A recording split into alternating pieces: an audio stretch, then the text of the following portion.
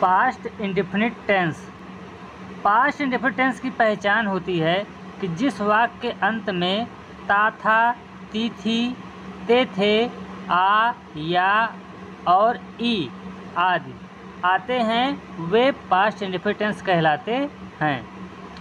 Past indefinite tense का नियम है कि एक वचन तथा बहुवचन दोनों प्रकार के कर्ता के साथ क्रिया की सेकंड फॉर्म का प्रयोग करते हैं। ठीक है, तो इसके लिखने का जो स्ट्रक्चर है यानी तरीका है वो इस प्रकार है कि सबसे पहले हमको सब्जेक्ट लिखना है, उसके बाद वर्ब का सेकंड फॉर्म हमें यूज करना है, उसके बाद ऑब्जेक्ट, फिर अदर वर्ड। ठीक है, तो चलिए एग्जाम्पल के माध्यम से हम समझते हैं।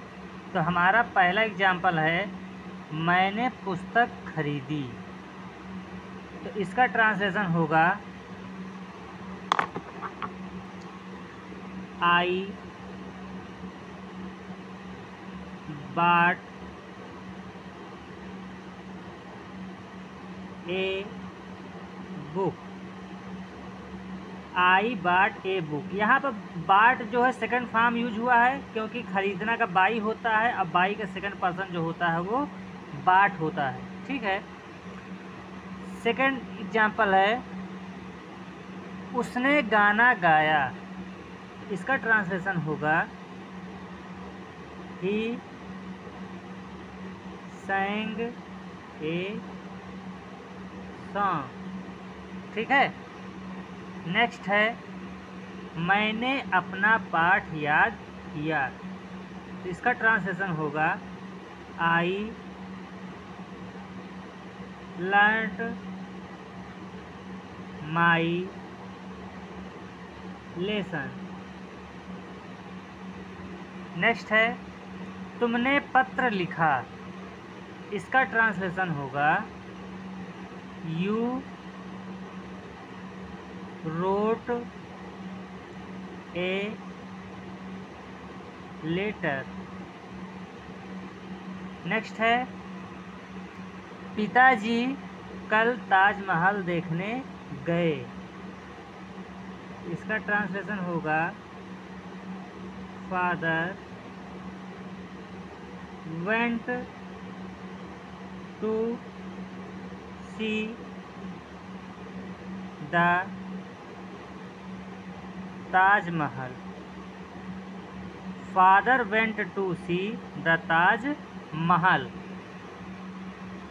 ठीक है, अब बारी आती है नेगेटिव सेंटेंस की।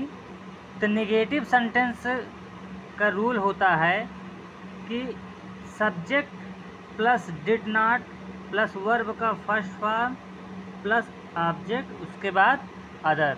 ठीक है, यानी कि नेगेटिव सेंटेंस में हम सब्जेक्ट के बाद डिड नॉट का प्रयोग करते हैं और उसके बाद वर्ब का फर्स्ट फॉर्म लगाते हैं। ठीक है, तो चलिए एग्जाम्पल की तरफ और देखते हैं हम नेगेटिव सेंटेंस को। जैसे कि हमारा मैंने पुस्तक खरीदी, इसका था आई बॉट ए बुक। अब इसका हमको नेगेटिव बनाना है, तो नेगेटिव चेंज करने के लिए हम सबसे पहले सब्जेक्ट को लिखेंगे, उसके बाद डिड नॉट, उसके बाद वर्ब का फर्स्ट फॉर्म। तो इसका होगा buy a book. I did not buy a book. ठीक है, नेक्स्ट है उसने गाना गाया। इसका नेगेटिव हमको चेंज करना है, तो इसका अफर्मेटिव था हमारा ही sang ए सॉन्ग। इसको नेगेटिव में चेंज करते हैं तो होगा he did not sing a song. Next है मैंने अपना पाठ याद किया। अब इसको नेगेटिव में चेंज करना है तो होगा आई did not learn my lesson. Next है तुमने पत्र लिखा। अब इसको हमको निगेटिव में चेंज करना है तो होगा यू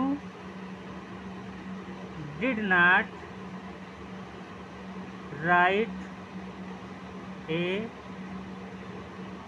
लेटर। नेक्स्ट है पिताजी कल ताजमहल देखने गए। इसको निगेटिव में जब चेंज करेंगे तो होगा father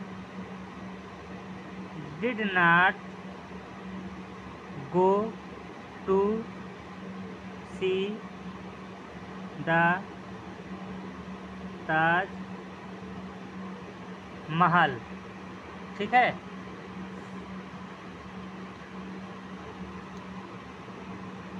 father did not go to see the Taj Mahal. अब बारी आती है इंट्रोगेटिव सेंटेंस की। तो इंट्रोगेटिव सेंटेंस में बदलने के लिए हम डिड को सब्जेक्ट से पहले लिखते हैं। ठीक है, अगर हम डिड का प्रयोग सब्जेक्ट से पहले कर देते हैं तो हमारा ये सेंटेंस जो होता है वो इंट्रोगेटिव का बन जाता है। इसमें नॉट का कोई प्रयोग नहीं होता है। ठीक है, यानी कि अगर हम डिड का प्रयोग यहाँ पहले कर दे रहे हैं तो did I by a book और उसके बाद क्वेश्चन मार्क का साइन बना देते हैं तो हमारा सेंटेंस ये इंट्रोगेटिव का बन गया। ठीक है, उसी तरह से इसमें भी है, डिड का प्रयोग हम सब्जेक्ट से पहले कर देते हैं तो हो जाएगा हमारा did he Singh a song. उसके बाद क्वेश्चन मार्क का साइन लगा देंगे और हमारा सेंटेंस जो होता है वो इंट्रोगेटिव का बन जाता है। अगले एग्जाम्पल में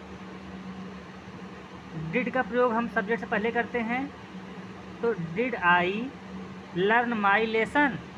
उसके बाद क्वेश्चन मार्क का साइन लगा दिए, हमारा सेंटेंस जो होता है वो इंट्रोगेटिव का बन गया।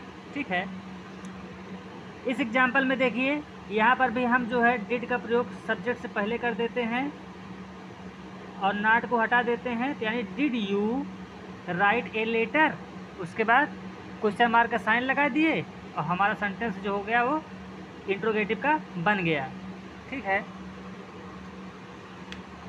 इस एग्जाम्पल में भी हम देखते हैं कि डिड का प्रयोग हम अगर सब्जेक्ट से पहले कर देते हैं तो did father go to see the Taj Mahal और उसके बाद यहाँ पर हम जो है प्रश्नवाचक चिन्ह लगा दिए और हमारा सेंटेंस जो होगा वो इंट्रोगेटिव का बन जाएगा।